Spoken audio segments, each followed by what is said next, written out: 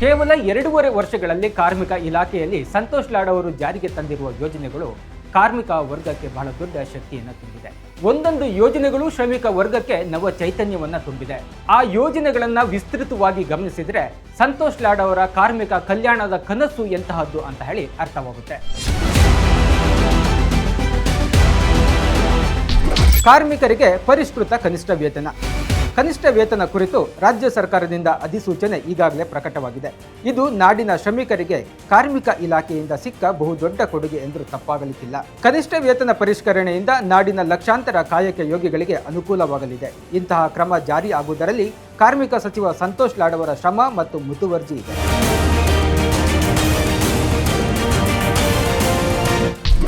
ಈ ಬಾರಿ ಹೊರಡಿಸಿರುವ ಕನಿಷ್ಠ ವೇತನ ಅಧಿಸೂಚನೆಯ ಮುಖ್ಯ ಅಂಶಗಳೆಂದರೆ ಉದ್ದಿಮೆಗಳನ್ನು ವಿಂಗಡಿಸಿ ಅಧಿಸೂಚನೆ ಹೊರಡಿಸಿರುವುದು, ಕಾರ್ಮಿಕರ ಕೆಲಸ ಮತ್ತು ಅವರು ಹೊಂದಿರುವ ಕುಶಲತೆಯ ಆಧಾರದ ಮೇಲೆ ವೇತನ ನಿಗದಿ, ದಿನಕ್ಕೆ ಮತ್ತು ತಿಂಗಳಿಗೆ ಎಷ್ಟು ವೇತನ ಎಂಬುದಕ್ಕೆ ಸ್ಪಷ್ಟನೆ, ಸಂಘಟಿತ ಮತ್ತು ಅಸಂಘಟಿತ ಕಾರ್ಮಿಕರ ಕ್ಷೇಮಾಭಿವೃದ್ಧಿ ಕಡೆಗೂ ಗಮನ, ಬೆಲೆ ಏರಿಕೆ ಸೂಚ್ಯಂಕ, ಹಣದುಬ್ಬರ, ಜೀವನ ನಿರ್ವಹಣೆ ವೆಚ್ಚ, ಕೆಲಸದ ಲಭ್ಯತೆ ಎಲ್ಲವನ್ನೂ ಗಮನದಲ್ಲಿಟ್ಟುಕೊಂಡು ಪರಿಷ್ಕರಣೆ, ಕಾರ್ಮಿಕ ಸಂಘಟನೆಗಳ ಅಭಿಪ್ರಾಯಕ್ಕೂ ಮನ್ನಣೆ, ಆಕ್ಷೇಪಣೆಗಳಿಗೂ ಅವಕಾಶ ನೀಡಲಾಗಿದೆ.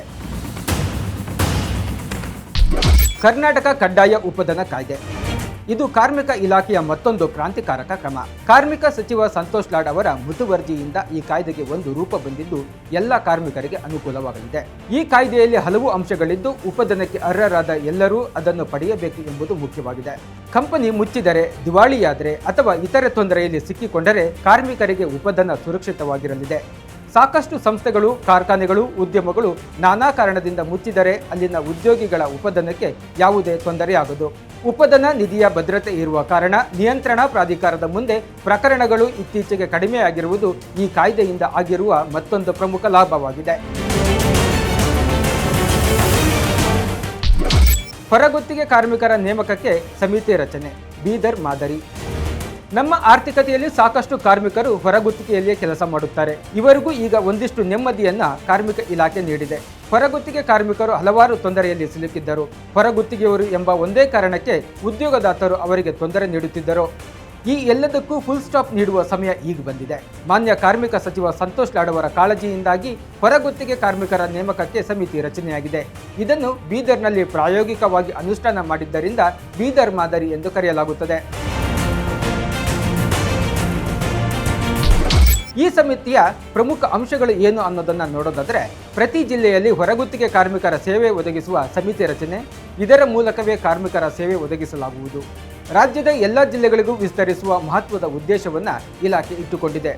ಮೈಸೂರು, ಧಾರವಾಡ ಮತ್ತು ತುಮಕೂರು ಜಿಲ್ಲೆಗಳಲ್ಲಿ ಅನುಷ್ಠಾನಕ್ಕೆ ತರಲು ಯೋಜನೆ ರೂಪಿಸಲಾಗಿದೆ. ಉದ್ಯೋಗ ಅರ್ಹತೆ ಹೆಚ್ಚಿಸಲು ತರಬೇತಿ. ಕಾರ್ಮಿಕ ಇಲಾಖೆ ಜಾರಿ ಮಾಡುತ್ತಿರುವ ಮತ್ತೊಂದು ಮಹತ್ವದ ಕ್ರಮಗಳಲ್ಲಿ ಇದು ಒಂದು. ಎಷ್ಟೋ ಅಭ್ಯರ್ಥಿಗಳು ಶಿಕ್ಷಣ ಪಡೆದಿರುತ್ತಾರೆ, ಆದರೆ ಅವರಿಗೆ ಸರಿಯಾದ ಕೆಲಸವೇ ಸಿಗುವುದಿಲ್ಲ. ಕಾರಣ ಅವರಿಗೆ ವಿದ್ಯಾರ್ಥಿಗೆ ಸರಿಯಾದ ಕೌಶಲ್ಯ ತರಬೇತಿ ಇಲ್ಲದಿರುವುದು. ಇದನ್ನು ತಿಳಿದ ಕಾರ್ಮಿಕ ಇಲಾಖೆ ಈಗ ಆ ಕೊರತೆಯನ್ನು ನೀಗಲು ಆನ್ ಜಾಬ್ ಟ್ರೈನಿಂಗ್ಗೆ ಅವಕಾಶ ನೀಡುತ್ತಿದೆ. SSLC, PUC, ITI, diploma, engineering ಅಧ್ಯಯನ ಮಾಡಿದ ಯುವಕರನ್ನು ಗುರುತಿಸಿ ಅವರಿಗೆ 24ರಿಂದ 36 ತಿಂಗಳ ಅವಧಿಗೆ ಆನ್ ಜಾಬ್ ಟ್ರೈನಿಂಗ್ ಕೊಡಲಾಗುವುದು. ಕಾರ್ಮಿಕ ಇಲಾಖೆ ನೀಡುವ ಕನಿಷ್ಠ ವೇತನದ ಪ್ರಕಾರ ತರಬೇತಿ ಅವಧಿಯಲ್ಲಿ ಅಭ್ಯರ್ಥಿಗಳಿಗೆ ಶಿಷ್ಯ ವೇತನ ನೀಡಲಾಗುತ್ತದೆ. ತರಬೇತಿ ಮುಗಿದ ನಂತರ ತರಬೇತಿ ಪಡೆದ ಅಭ್ಯರ್ಥಿಗಳಿಗೆ ಅನುಭವ ಪ್ರಮಾಣ ಪತ್ರವನ್ನು ಒದಗಿಸಲಾಗುವುದು.